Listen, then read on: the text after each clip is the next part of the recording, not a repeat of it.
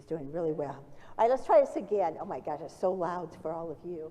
But to those of you who are online with us, welcome. We're so happy to have you here. We're talking, as you know, about the medical debt piece of our campaign. And for me, I find it to be kind of the most exciting piece of the campaign. I love that we're redoing the roof, and we're going to do the pew pads, and we're going to do the stucco and all of those other things. I love that we're giving a gift to the youth and to the Legacy Fund. But for me, I think this is such a reflection of who we are as a congregation, that it's not just about us, but it's about the wider community. And I'm just going to share a few things. I wrote down just a couple of notes that, people say, why would we do this? Is there a theological or biblical portion to all of this? And there really is. In Leviticus, it does talk about the Jubilee year, about forgiving debt, and that we are called to forgive debt.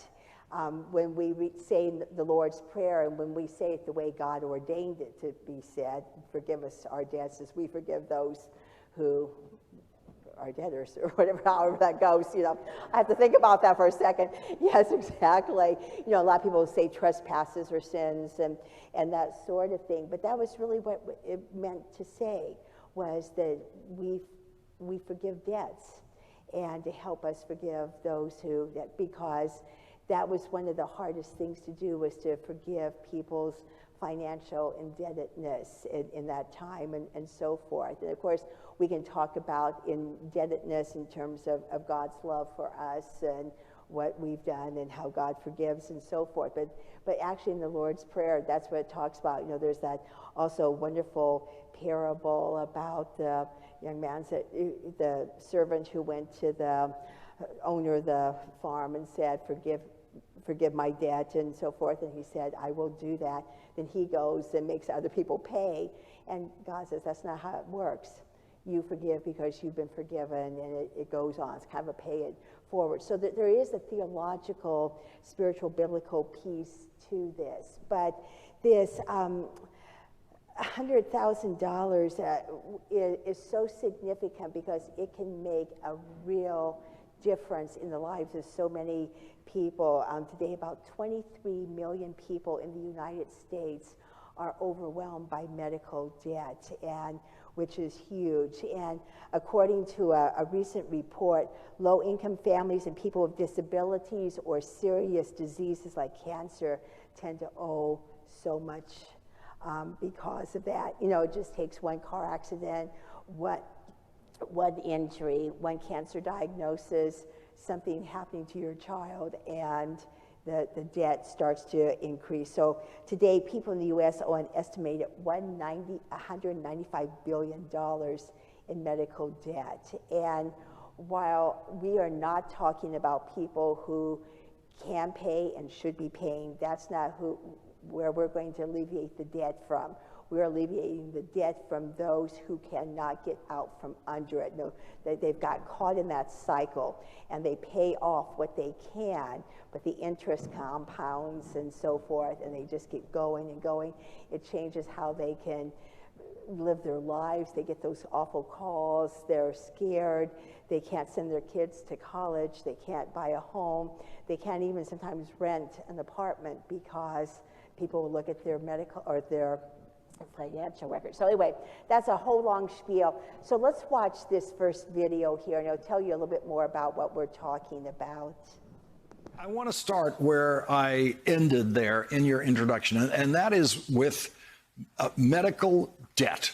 That is the number one cause of personal bankruptcy in this country. And I want to begin there because it's the real world of healthcare. It's the real world of the way people live in this country.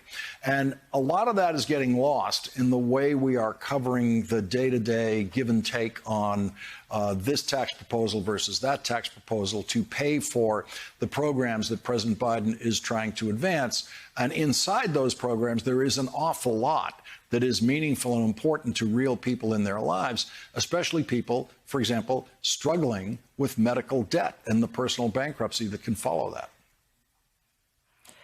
Absolutely. One of the things that we are looking at when we think about democracy, the reason we fight so hard to protect voters, is because they deserve to have a say in how we are governed and how we live.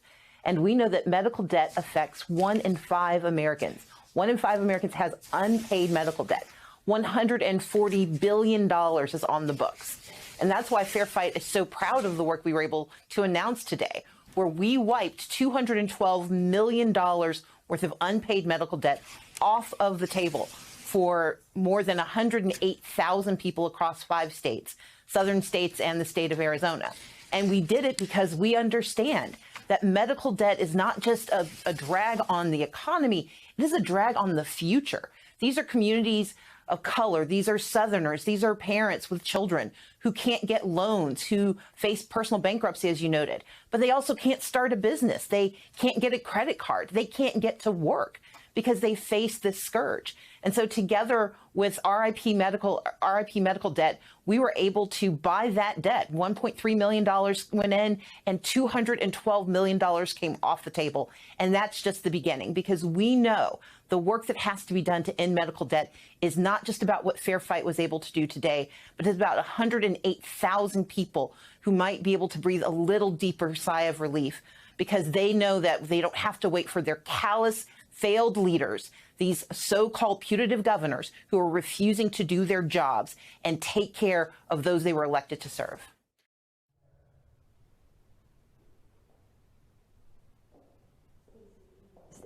There was part of a community organization to help in Georgia to alleviate debt. But the way I first heard about this was a small Mennonite church in, of all places, a small town in North Carolina. And they started to worry about their members who could not afford to get out from underneath their medical debt. So they did some research and they discovered this agency that we are going to work with called RIP Debt. And it was founded by 2 men who had been people who had gone to homes and had gone, called people and so forth to get their money.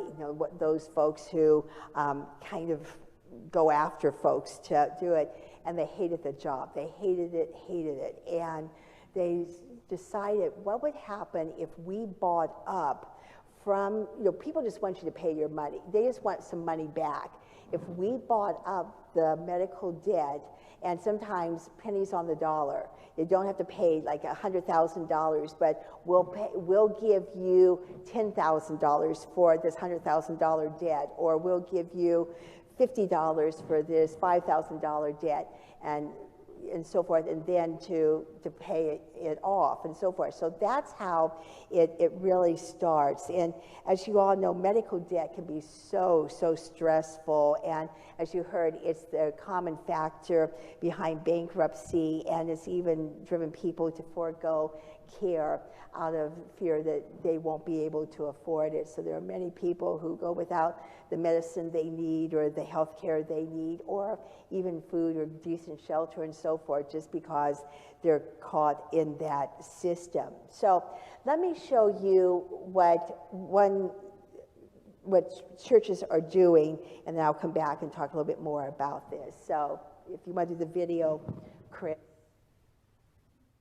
In my family growing up in the barrio, it was not uncommon that debt was part of our reality, and limited income and limited opportunities were part of our reality.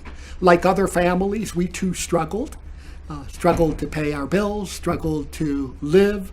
Our parents did as much as they could to kind of normalize that for us so that we wouldn't know it. But as you get a little bit older, you start to realize that there's some struggles and some choices that are being made. And poverty is the reality, and including medical debt. It was not uncommon at times that our phone would ring and people would be harassing us or harassing my mother and my family. And even as I got older, you're still poor, you may be educated, but you're still kind of in a very limited income stream. So I've known throughout the years the wonderful joy of having debt collectors call you and essentially insult you and kind of say you're a kind of a deadbeat and pay up, and being harassed. And no family should have to deal with that. And even in this last year, my spouse and I, he had emergency surgery. I got an emergency hospitalization during General Synod. If we did not have the healthcare insurance that we have, even though it cost us $4,000, we would have been bankrupt. And quite frankly, at one point, we kind of struggled because I didn't know how much the actual final deductible would be, and thinking of, oh my God, how are we going to do this? How are we going to pay for this? In addition to maintaining the house and our life and our cars. So I am extremely grateful that I have been blessed, but I recognize that there's still so many people in poverty, communities that are unjustly treated. I know people that get harassed on a regular basis because they can't afford to pay their medical debt. In America, that should be unacceptable. Certainly it is to me, and that's why it is so thrilling to be part of a solution rather than sitting back overwhelmed with a problem. To be able to unite and to come together with other communities of faith, to pitch in and to be able to say, we bless you with taking care of your medical debt. We honor who you are. We don't care what skin tone, what language, where you live. We see you as the beloved of Christ, and we want to give you a hand up rather than pushing you down like so many others do in all of those abusive phone calls and all of those letters that constantly come with all of the threats.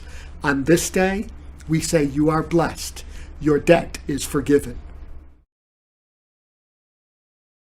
UCC pastor there. There's a lot of UCC churches, including one that is in Iowa, that they took their Christmas Eve offering to do that and alleviate like $400,000 worth of, they didn't collect $400,000, but through the money we're able to do that. So let me just very quickly again explain how this works. So we're going to work through what's called RIP medical debt, which collects funds from donors. Then it works with a third-party credit data providers and looks through bundled debt portfolios to locate the accounts of people who meet their particular criteria for relief, which is the criteria which I think we would also adhere to. This organization says it seeks to relieve medical debt for those most in need, meaning people who earn less than 2 times the federal poverty level, who have debt that is 5% or more of their annual income, and face insolvency, meaning their debts are greater than their assets. So there is a strong criteria to this.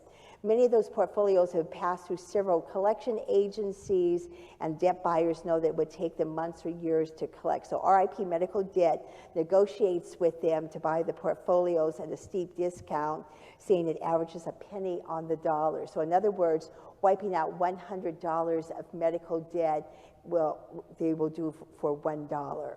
So we can do a lot of work with $100,000. Once RIP Medical Debt takes on the debt, it's forgiven. People get a letter. Can you imagine feeling like you just can't go on and getting a letter that says it's forgiven? I can't even imagine what that must feel like, you know, and so forth. One of the church pastors who I talked to who had done this said that they had got a letter from someone who said, you need to know I am an atheist. I hate churches, I hate religion, I hate people who talk religion and so forth, but by gum, you may have changed my mind because this is what I think churches should do. This is what God's people should be doing. So I might consider coming.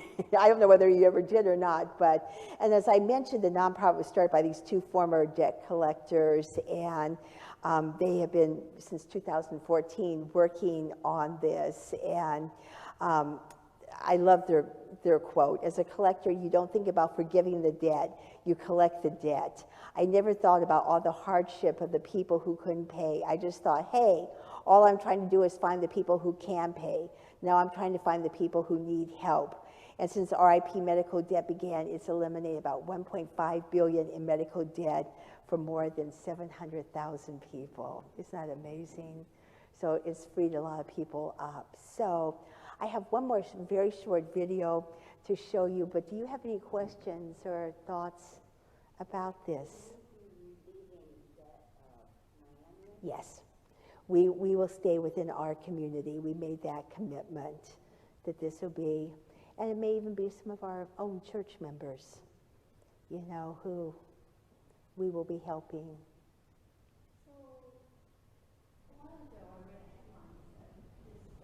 Doesn't make a difference. Yeah.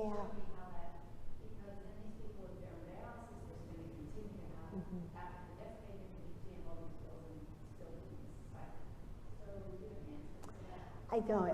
All I can say is, because one of our members wrote kind of a scathing letter about this to me and said, what you should be doing is working on the healthcare system. You need to be changing that. And you're absolutely right. We do need to be changing the healthcare system. It is wrong. But what do you do for right now? How do we help people in this moment? And it's true. You know, if you have a chronic illness, or if you have something that you just can't get out from underneath, it's just going to keep compounding and so forth.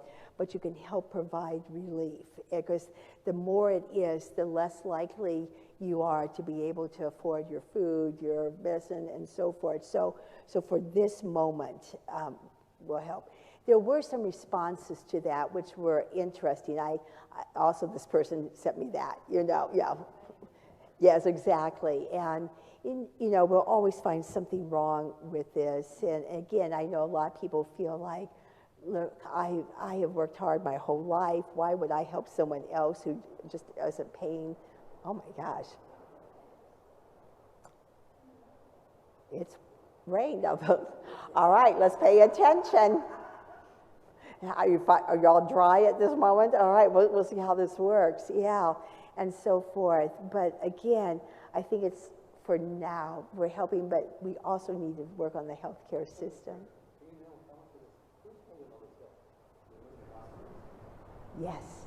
Yes, who give it to debt collectors. Yes, it's hospitals, clinics, doctors' offices, even, yes.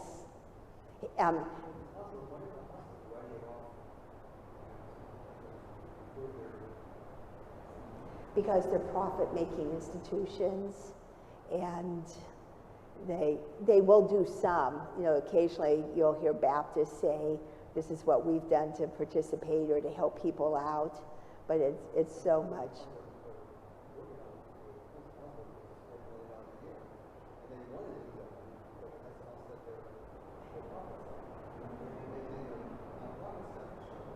Oh, I don't know. I don't know. I should say thank you, Alice. Yes, those of you who are online, Tom was asking about hospitals. Why don't they help with this or take more proactive and so forth? And again, the way I understand it, it is for profit, but we're also talking people who do have insurance, but the insurance doesn't cover as much and so forth. And so it's the insurance companies too that are in this, and people who are so tired of fighting their insurance company over something that I would think should be paid for. I was talking to someone this week who is just so stretched and so forth, and it makes no sense to me why their insurance company did not handle what the need was. So I wish I had more answers. I just... The other question is probably good to ask you was $195 billion national medical debt. How much of that is within the guidelines of Yeah, Tom had just asked how much, in that 195 billion, whatever, how many hit our guidelines. I don't have an answer for that. I presume a lot. I would presume, I think most people, maybe it's because of my parents or whatever, that they care. You know, you don't want to have debt. You want to take care of things. You want to be responsible and so forth. You hate it. You know, I think there's a smaller percentage of people who are like, oh, what the heck, and I just won't even, what are they going to do to me, you know, and so forth. But I think it's this other group that is really, they do care. but can't deal with it.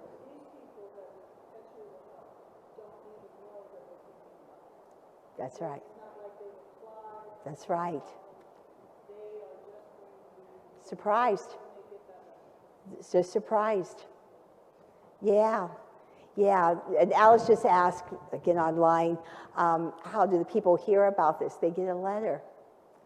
They get a letter that says, this has been taken care of.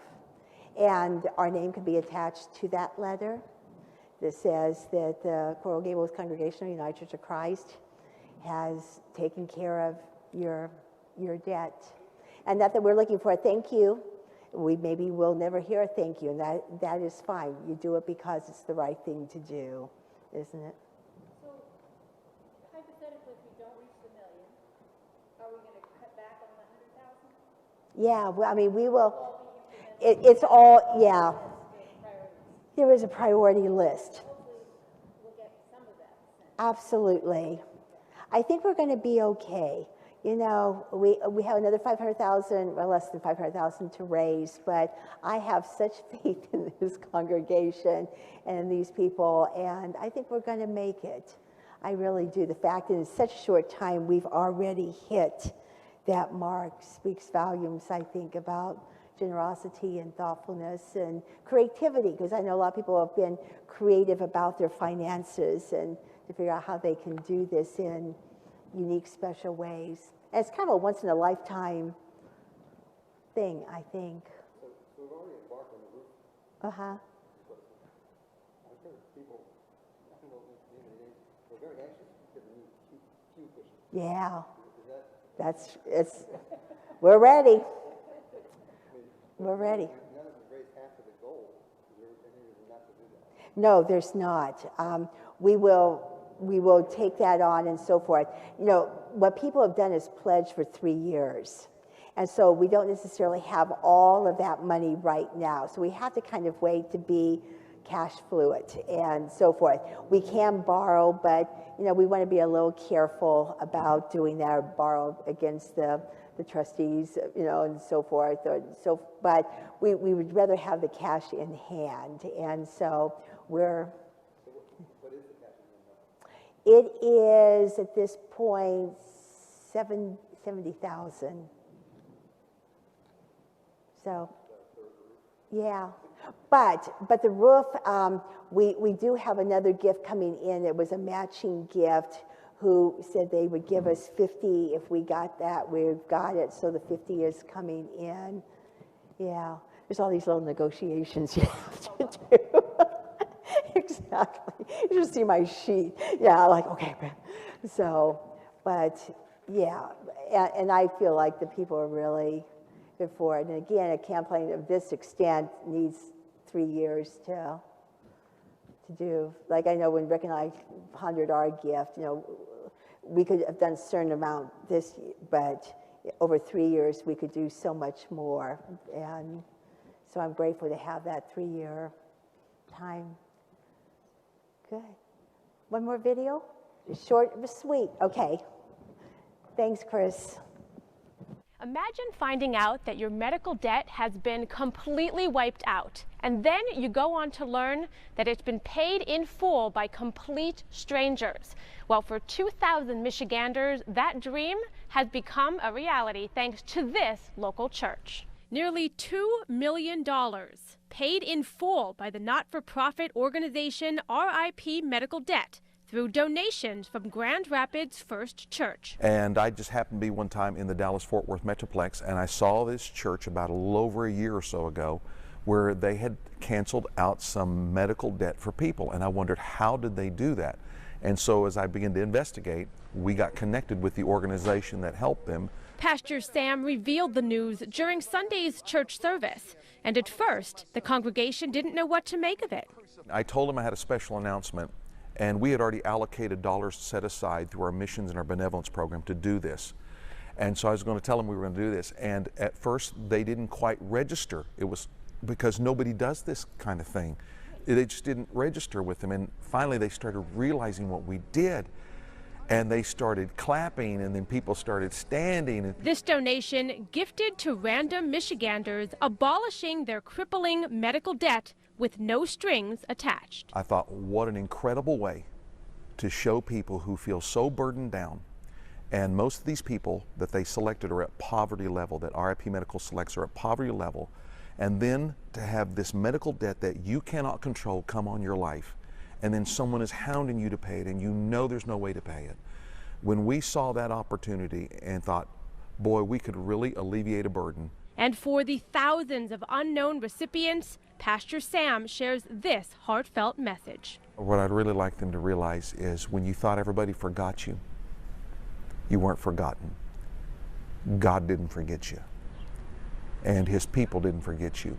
In Wyoming, Sarah Makuta, 13 on your side.